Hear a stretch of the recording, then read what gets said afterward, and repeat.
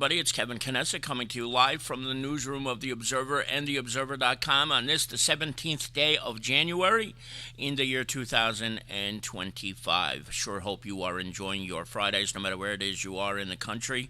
Right now here in the Northeast, it's a balmy 39 degrees, and it's going to get really cold in the coming days. And, of course, Lisa is down in Florida right now, so she's enjoying the warm weather, at least a little better weather than it is here. Now, before I get into what I'm doing, I want to let everybody know that what our plans are is that we normally do, as you know, a broadcast on Tuesdays, and we're going to do it also on Fridays too, sort of like an end of the week, just as we start the weekend look ahead and some of the things that have happened in the area or in the state, the country, things of that nature. So this will be a little bit different because it won't be necessarily about what you see in the newspaper, but some of the things that are happening and going on in the world. So this will be a little bit different than what you're used to on a Tuesday. And before we do that, I want to welcome in Lorraine Sanfilippo, who is watching us today. Lorraine, always good to see you, and thank you for always watching and being here. I appreciate it more than you will know. I really do.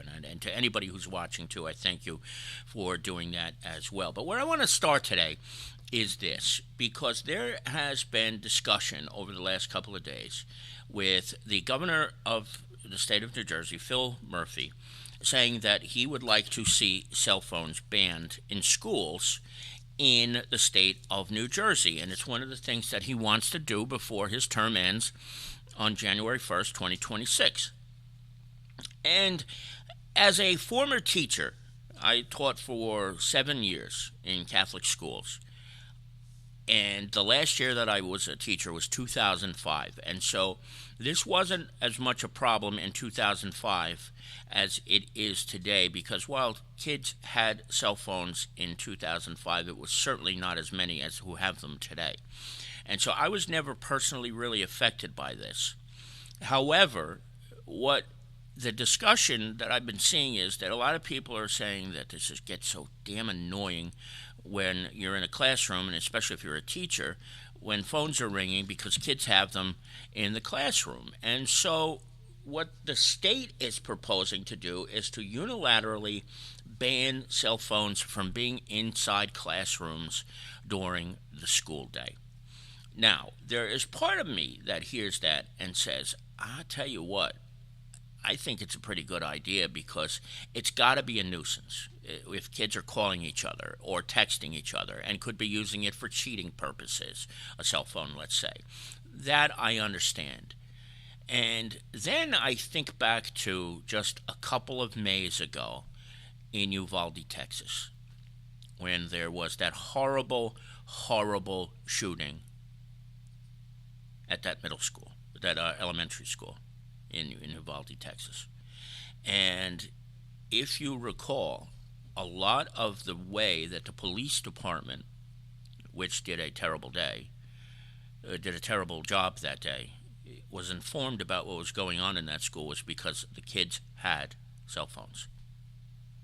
And they were able to get in touch to people who were in the police department on doing the dispatches and things of that nature. And so when you think about the benefit of what happened that day in Uvalde, even though the police did a horrendous job, I'm not so sure how I feel about unilaterally banning kids from having cell phones inside classrooms. Because I know this, if there was ever a time when kids were in a situation like what was faced at Uvalde and didn't have access to cell phones and couldn't make calls to police or to whoever needs to be called, that would be troubling in a way.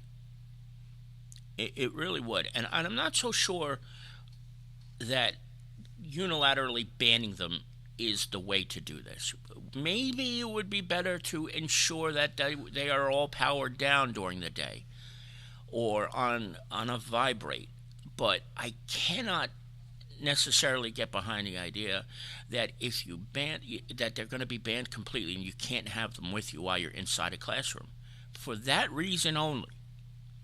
Now, if you want to make the penalties very high, for when a phone goes off when it shouldn't, if it's on regular volume. Or if you see kids texting during the middle of the day, by all means, confiscate the phones. But I'm just not so sure how doing this unilaterally will necessarily be beneficial. What do you think about this? Do you think the governor is doing the right thing by unilaterally looking to ban cell phones in schools in the state of New Jersey? Put your comments in the chat room, and if you do it while we're live, we'll read them and discuss them. If not, we'll get them, and at least maybe we can get a discussion going on Facebook or any of our social medias, including YouTube. Lorraine just posted here, so let me put this here. Thinking they could require them to keep them in their backpacks. Lorraine, that's fine. I think that's the idea. Keep them in the backpacks. Make sure they are turned off or on silent, but don't not let them in the classroom. What happens if God could just imagine, and God forbid, I hope it never happens in the state of New Jersey. It hasn't to this point.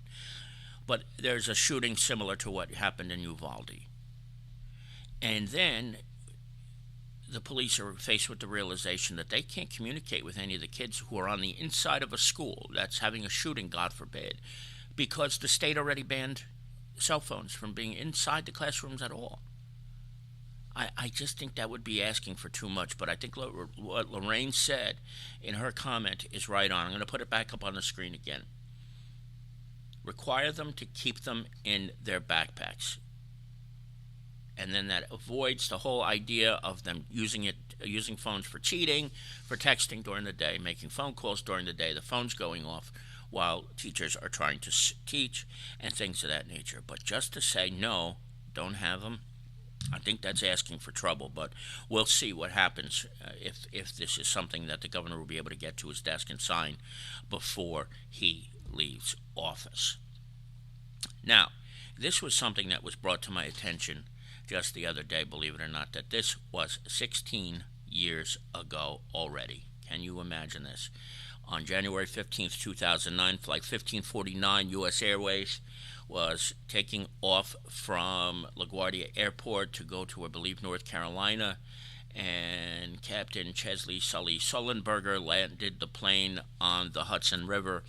And this picture here that you're seeing was sent to us by the ferry company, New York Waterways, and it was taken from one of the ferry boats that were used that day to rescue these people. And look at that. That is as close as I think there was ever a picture taken that day. It's an Airbus A320 starting to sink in the Hudson River, and those people are on a life raft basically that day.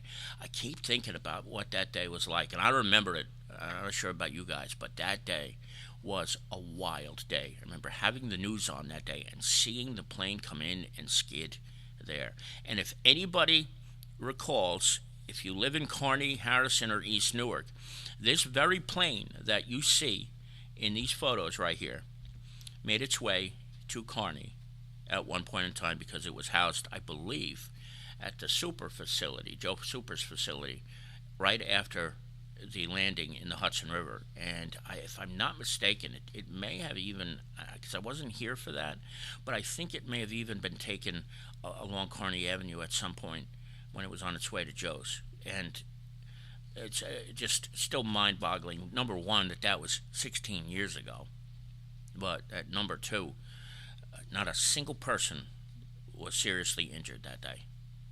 Can you even imagine that? But that's it. 16 years ago already, the miracle on the Hudson, and I would have been remiss to not show that to you today since the anniversary just passed. Now, briefly, this is something that I saw in the news just the other day as well. And what I'm going to have to do here is I'm going to unlock this because I need to move this around a little bit. This is a story about a judge in the township of Point Pleasant who is basically saying that he believes he needs to be disciplined because he was posting things of a political nature on Facebook. And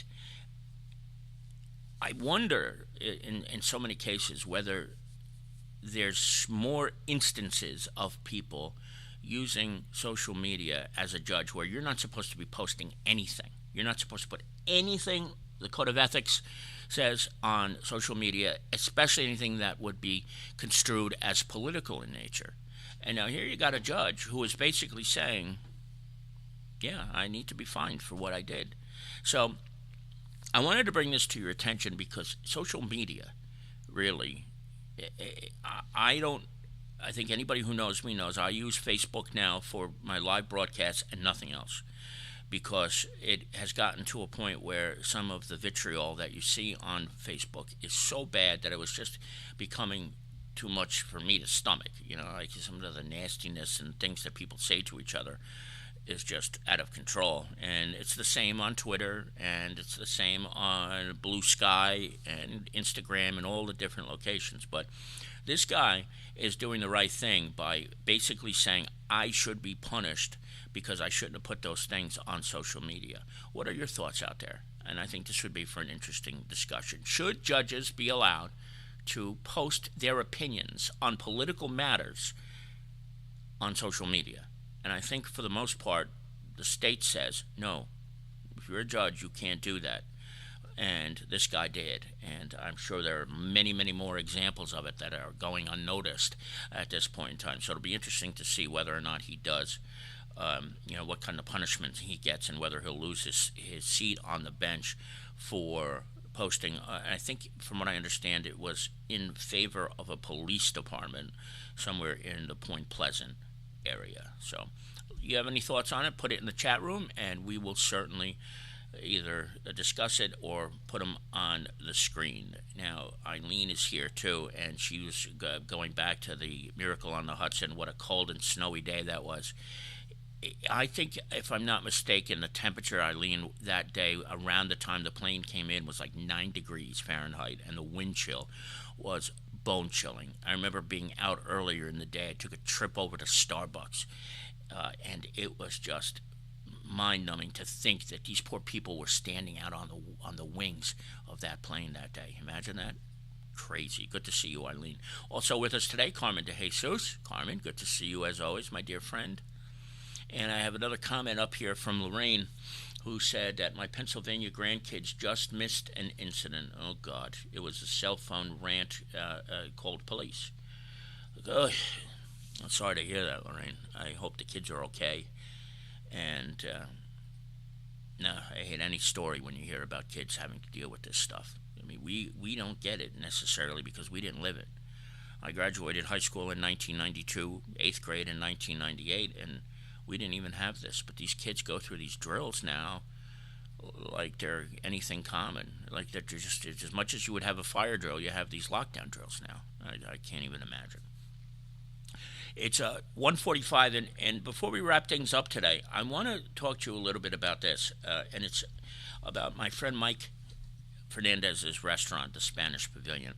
He is doing a sale, and it's ongoing, that if you are a resident of West Hudson and you can prove it, and you go into the Spanish Pavilion for dinner or want to take it out, you will get 15% off your food order, and that is a phenomenal deal.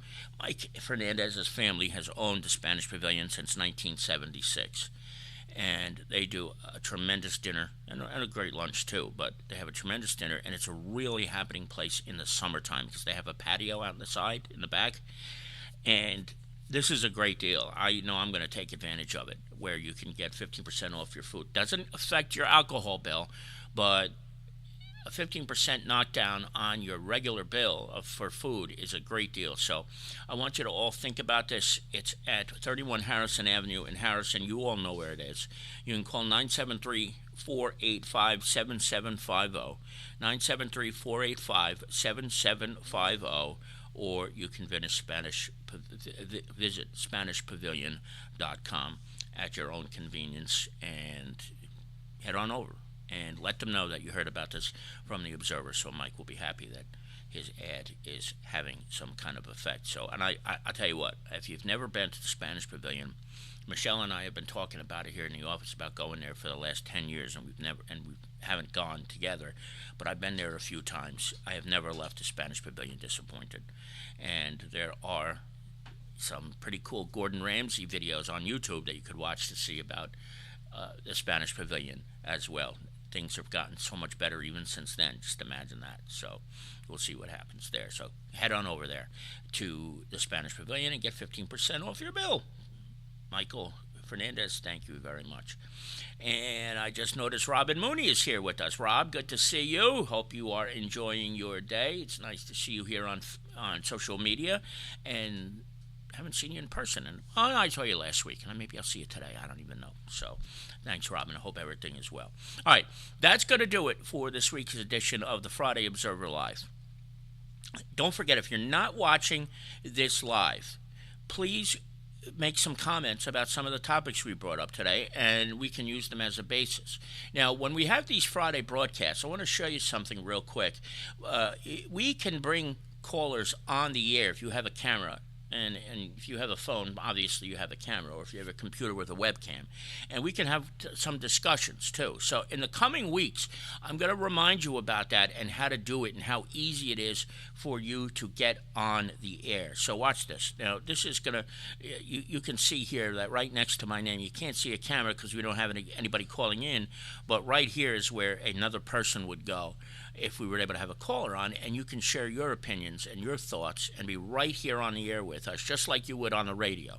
So we'll talk about that more in the coming Fridays, but just give it some thought. A lot of people are like, I don't want to go on the air. You can go on the air and not put your camera on and still talk. So give it some thought for the coming weeks, and we could have some good discussions, you and I, at some point over the coming weeks on a Friday.